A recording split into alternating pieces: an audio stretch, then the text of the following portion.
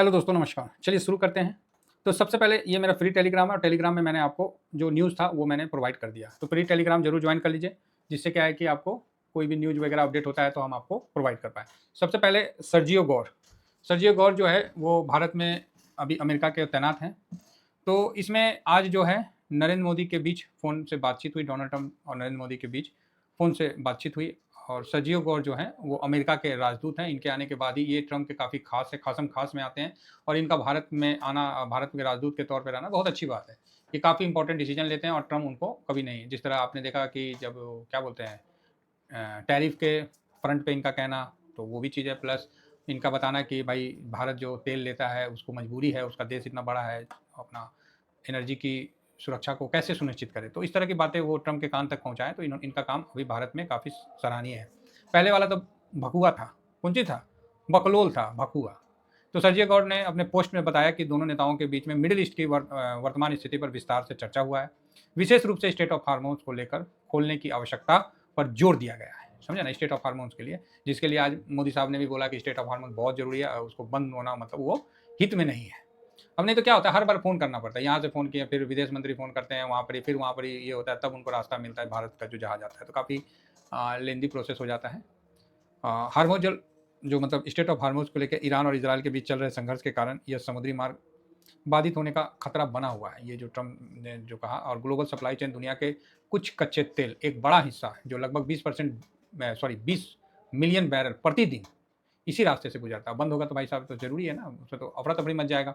भारत का प्रभाव जो है ना, भारत पर प्रभाव जो है उसको ऊर्जा सुरक्षा, पेट्रोल डीजल और गैस के लिए यह मार्ग अत्यंत आवश्यक महत्वपूर्ण है। पीएम मोदी जी ने इसको आज राज्यसभा में भी बोला और कल लोकसभा में भी स्पीच में जो भी था इन्होंने मेंशन किया था।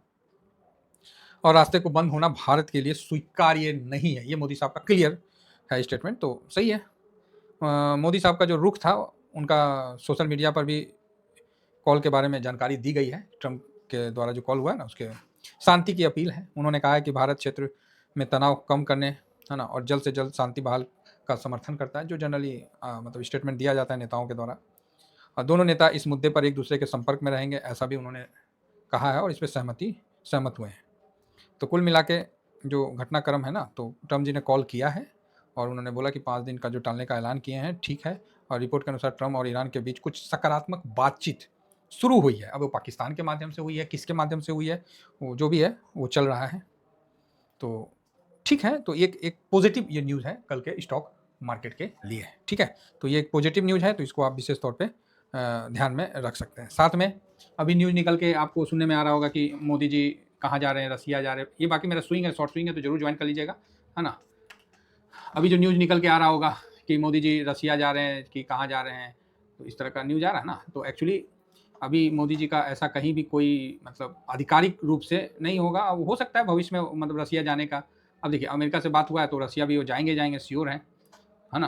तो अच्छा है। और इसका पुष्टि किया है जो विदेश मंत्री है, रूसी विदेश मंत्री है, वो है सर्गी लावरोव ने पुष्टि किया है कि रूस 2026 में प्रधानमंत्री की मेजबानी के लिए उत्सुक है, मतलब उनका स्वागत करने के लिए उत्सुक है। तो प्रधानमंत्री 2026 में जरूर जाएंगे।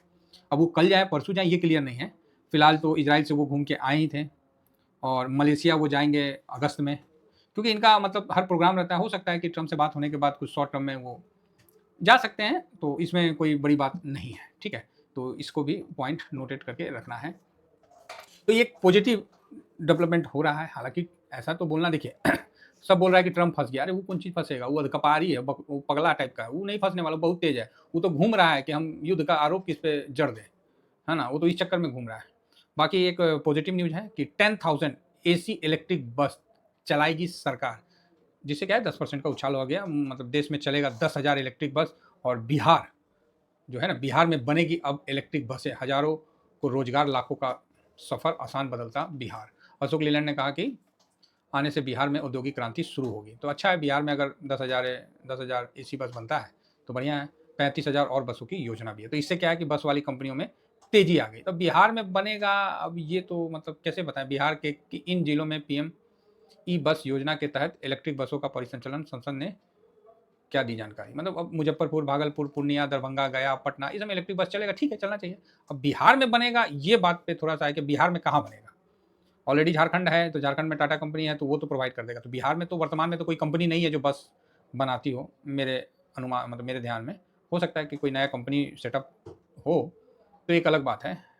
देखते हैं क्या होता है नहीं होता है, वो तो आने वाला समय ही बताएगा। अगर ऐसा होता है तो बिहार की लिए बहुत अच्छी बात निकल के सामने आएगी। बाकी इलेक्ट्रिक बसों के लिए काफ़ी 915 इलेक्ट्रिक बस तेलंगाना के लिए, और कई मतलब ई बसेस को लेके काफ़ी ज़्यादा मतलब रोचक तत्व तो सामने निकल के आ रहा है, और काफ़ी मतलब ई बसेस को लेके चल रहा है। तो ठीक है, अच्छी बात है अगर ई बस हैदराबाद में मतलब अगर इस तरह से ई बसेस चलता है, जैसे दिल्ली में तो चलता है ऑलरेडी, तो हाइड्रोजन बस, ई बसेस अगर चलती है तो बहुत अच्छी बात है। और इसका मतलब जो कंपनी है टाटा मोटर्स, जो बस के मामला में तो टाटा मोटर है, फिर अशोक लीलैंड है, यही है दो मेनली है। फिर बाकी तो और भी है, स्वराज वगैरह है, तो वो तो उस टाइप का नहीं है।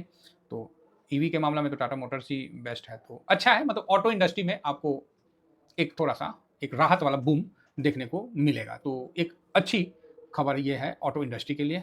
अब देखिए मतलब खबर तो हो गया, अब कितना होता है नहीं होता है तो ये तो अलग बात है। अब देखिए ऑटो का मतलब हुआ, तो इसके साथ साथ आपको मेटल भी अच्छा करेगा। बस तो मेटल से ना बनेगा, लोहे से ना बनेगा जी, उसका टीना का ना चदरा लगाएगा, थर्माकोल का तो चदरा नहीं लगाएगा। तो ये चीज़ है। फिर इंजन जो भी इंजन तो नहीं रहता, बैटरी रहता, तो बैटरी वाली कंपनियाँ, उसके लिए भी एक अच्छा ग्रोथ का मतलब बन गया। मतलब एक चीज़ बनता है तो कई चीज़ उससे ज़्यादा कनेक्ट हो जाते हैं। तो सरकार चाह रही है कि अपना जो पेट्रोल डीजल से जो है उस पर थोड़ा सा कम किया जाए, और धीरे धीरे वो सिस्टम आ रहा है भारत में, काफ़ी अच्छा ईवी वगैरह आ ही रही है। तो मतलब हो रहा है, हम ये नहीं बोलते कि 100% चार्जिंग का प्रॉब्लम ये सब प्रॉब्लम है, एग्री करते हैं, लेकिन काफ़ी हद तक मार्केट मतलब बाजार जो है धीरे धीरे ईवी के लिए अनुकूलित हो रहा है। और रही बात आगे की, तो आगे में हम जिस तरह ऑटो सेक्टर को देखते हैं, तो ऑटो सेक्टर में इस कारण से आज थोड़ा सा अच्छा मतलब बूम देखने को मिला। ऑटो सेक्टर को हम लोग किससे कवर करते हैं? ऑटो 20 से, है ना। तो ऑटो 20 से कवर करते हैं। तो आप देख सकते हैं कि आज 2-2.5% की तेजी जो बनी ऑटो सेक्टर में, इसी कारण बनी। फिलहाल तो आप देख सकते हैं गिरावट तो कंटिन्यू चल ही रही थी। एक महीना से आप देखिए 12%, आज 2% बढ़ा है तो थोड़ा जाके कम हुआ है, अदरवाइज कंटिन्यू गिरावट ही चल रही थी। ऐसा नहीं ऑटो सेक्टर का रिटर्न भी बढ़िया है, लेकिन जो युद्ध के बाद से जो धड़ाम से गिरा, तो ये आप देख ही रहे हैं। और ऑटो सेक्टर के लिए एक पॉजिटिव खबर और है कि 1 अप्रैल 2026 से सभी ऑटो सेक्टर, सभी कंपनियां तकरीबन अपना ईवी का रेट बढ़ा रही है। जैसे एशियन पेंट वगैरह कंजम्पशन वाले हैं ना, तो उसका रेट बढ़ा ना क्रूड ऑयल के चक्कर में 6-7%, तो ये एक पॉजिटिव न्यूज़ है। तो यहाँ भी आपको 1 अप्रैल से सारी गाड़ियाँ का रेट बढ़ने वाला है, तो इसका भी आप विशेष मतलब इम्पैक्ट इस पे देख सकते हैं। और अभी इसमें अच्छी गिरावट हुई है। ऑटो सेक्टर काफ़ी अच्छा रिटर्न दिया है, और हम लोगों ने इसको काफ़ी पुराने टाइम से इसको हैंडल किया है। 1 साल में अभी भी 13-14% का रिटर्न है। 5 साल का तो है नहीं ये, है ना। ये 2023 में 22 में आया था, तो उसके हिसाब से अभी भी 141, तो 22 का मतलब 23, 24, 25, 26 4 साल हुआ। 4 साल में अगर 147 दे रहा है, अभी भी 41 दे रहा है, तो ख़राब नहीं है किसी भी एंगल से, हैं। आप ही बताइए, चलिए 140 से पकड़ लेते हैं, 4 से भागा दे दीजिए तो 12, है ना, और 2 20, तो चचो के 16, 5 35% का रिटर्न दे रहा है, तो ख़राब नहीं है, बहुत अच्छा है। लेकिन वही है कि ऑटो सेक्टर बहुत ज़्यादा गिरता है। कोरोना में तो क्या हाल हुआ था, तो बाप रे बाप, तो आप लोगों को पता ही है। तो अभी ठीक है, ईवी सेक्टर में जाती है तो ऑटो सेक्टर चलेगा। तो कुल मिला के कल के लिए ऑटो सेक्टर के लिए आज भी अच्छा था, और कल भी अच्छा रहेगा। बाकी स्टेट ऑफ हार्मोन्स को लेकर और ये सब को लेकर अच्छी बात चल रही है। फिलहाल अभी जो डॉलर ब्रेंट है, ब्रेंट में कल की मतलब वहीं पर ही ब्रेंट स्टेबल है। सर इतना वॉलेटाइल है ना, क्या बोलेगा आदमी, कब ये 120 चल जाता है, कभी 106, कभी 93। ये तो ट्रम्प चाचा गजबे पूरा वर्ल्ड को ना दुखी कर रखे हैं।